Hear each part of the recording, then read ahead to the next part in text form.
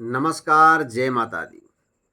कल 15 अक्टूबर 2023 रविवार से नवरात्रों के पावन पर्व प्रारंभ हो रहे हैं और सर्वप्रथम महामाई के यह पावन नवरात्रि पर्व आप सबके लिए परम मंगलमय, शुभदायक हो, दीर्घायु, आरोग्य, उन्नति, ऐश्वर्यदायक हो, ऐसी हमारी शुभकामनाएं हैं।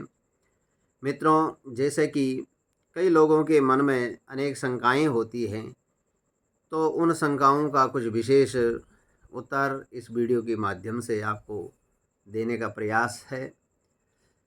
सबसे पहले कि कल 15 अक्टूबर को नवरात्रि का जो घटस्थापन किया जाता है वह कितने बजे किया जाए, इसमें कई लोगों ने प्रश्न किए हैं और अनेक फ़ोन कॉल और मैसेज आए हैं। तो उसमें आप सबको मैं ये बताना चाहता हूँ कि नवरात्रि की जो घटस्थापन है कल प्रातः 9 बजे से प्रारंभ है। आप 9 बजे भी कर सकते हैं और लाभ और अमृत के चौघड़िया जो बड़े सिद्ध मुहूर्त होते हैं उसमें 10:24 से लेकर के 12:30 बजे तक का जो समय है, इसी में लाभ की चौघड़िया भी आएगी, अमृत की चौघड़िया भी आएगी और अभिजीत मुहूर्त भी आएगा।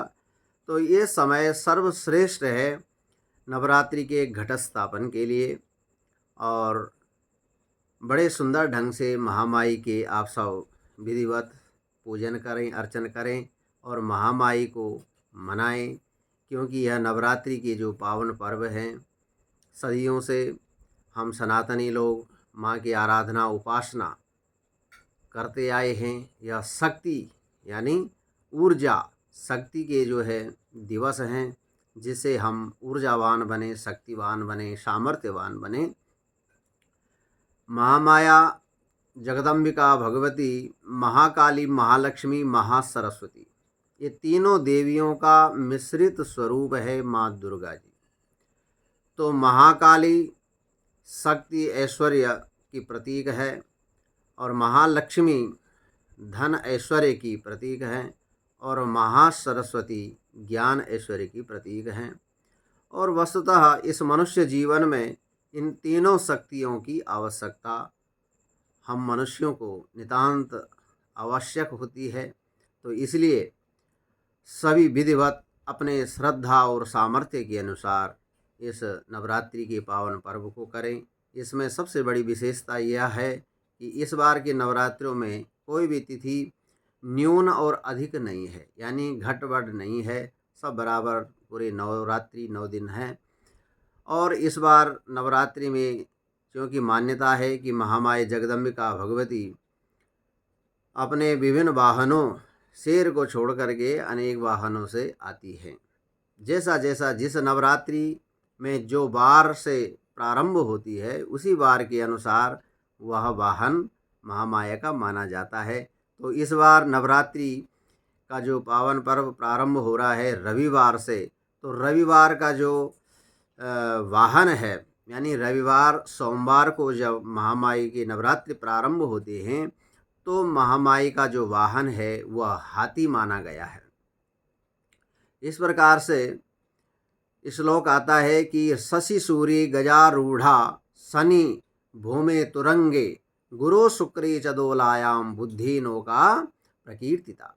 तो इस प्रकार से सोम रविवार को प्रारंभ नवरात्रि अगर होती है तो हाथी का माँ का वाहन होता है। अगर मंगल शनि से नवरात्रि प्रारंभ होती है तो घोड़ा यानी अश्व माँ का वाहन होता है।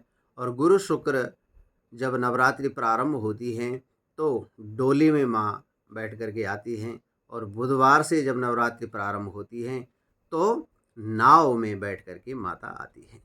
और जैसा जैसा वाहन है वैसे वैसे महामाई के इनके जो फलित हैं वह माने गए हैं।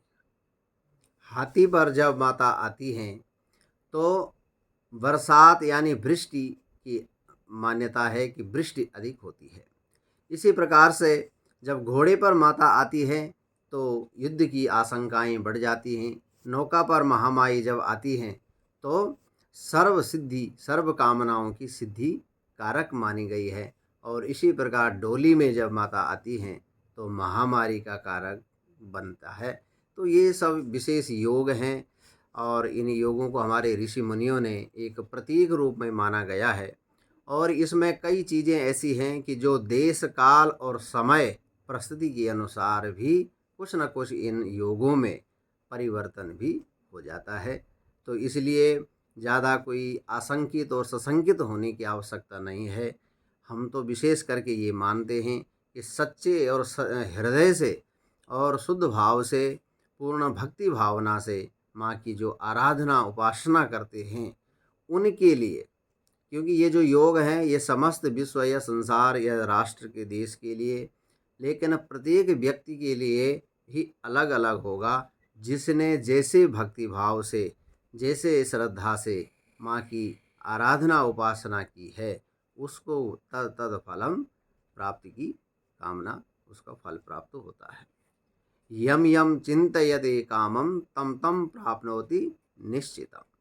तो जो जैसा जैसा कामना से चिंतन करता है, माँ की आराधना उपासना करता है, उसको वैसा वैसा फल अवश्य मिलता है। क्योंकि कहा गया है कि कलो चंडी विनायको, कलयुग में भगवान गणेश और माँ दुर्गा जी यानी महामाया, महाकाली, माँ लक्ष्मी, माँ सरस्वती, ये त्रिगुणात्मिका तीनों शक्तियों की आराधना उपासना शीघ्र फलीभूत होती है। तो इसलिए इन्हीं कामनाओं के साथ में आप नवरात्रि की पूजा आराधना कीजिए और महामाई, महाकाली, महालक्ष्मी, माँ सरस्वती के विभिन्न मंत्र हैं। जो लोग शत्रुओं से भयभीत हैं, जिनके कोर्ट केस मुकदमे आदि चल रहे हैं, तो वो सर्वाबाधा प्रशमनम त्रैलोक्यस्याखिलेश्वरी एवमेव तया कार्या मस्मद वैरी विनाशनम, इस मंत्र को, क्योंकि ये सप्तशती के श्लोक हैं और अब ये सब मंत्रमय है, ये सिद्ध हैं। इनको आप रोज़ 1 माला, 11 माला, जितना भी आप जब महामाई के पूरे घट स्थापन करके, खेतरी जो बो करके और दीपक जला करके, अखंड दीपक चाहें तो जला सकते, घी का या तिल के तेल का। और आजकल विशेष जो दुकानों में, मार्केट में तिल का जो तेल सामान्यतः मिलता है वह बहुत ही उसमें अशुद्धि होती है, वह संदेह युक्त है क्योंकि वह शुद्ध है या नहीं है। लेकिन शुद्ध तिल का तेल का दीपक, अखंड दीपक जला सकते हैं या गाय के घी का दीपक आप जला सकते हैं। तो महामाई की मूर्ति या फोटो जो भी हो उसकी पूजा आराधना करके शुद्ध स्नान आदि और वस्त्र, धूप, दीप, नैवेद्य आदि से परिपूर्ण पूजन करके और आप इस मंत्र का जाप करें जितना भी संभव। जिनके विघ्न बाधाएं हैं, संतान आदि से संबंधित समस्याएं हैं, तो वो सर्वाबाधा प्रशमनम, सर्वाबाधा विनिर्मुक्तो धन धान्य सुतान्विता मनुष्यो मत प्रसादेन भविष्य दिन संशया, इस मंत्र का आप जो है यथासंख्या आप जप कर सकते हैं। और जिनको ज्ञान से संबंधित है तो वो यह देवी, जो विद्यार्थी लोग हैं, परीक्षा आदि की या पढ़ाई आदि की समस्या है, मन नहीं लगता है या पढ़ने यानी विद्या में विशेष सफलता चाहते हैं, तो वह या देवी सर्वभूतेषु बुद्धि रूपेण संस्थिता नमस्तस्यै नमस्तस्यै नमस्तस्यै नमो नमः, इस मंत्र का नित्य नवरात्रि पर्यंत जितना अधिक से अधिक जाप पाठ जप करेंगे उतना आपको लाभ प्राप्त होगा। और वैसे महामाई का जो निवारण मंत्र है वह भी अपने आप में बहुत ही श्रेष्ठ है और उसकी तो पूर्ण विधि है।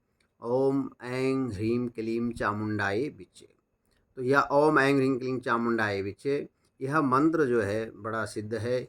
इसको आप 1.25 लाख करें, वैसे तो 9 लाख जाप इसका पुरस्चरण बताया गया है, लेकिन अपनी श्रुति सामर्थ्य से जितना भी करेंगे तो उतना आपको लाभ प्राप्त होगा। और इस प्रकार से आप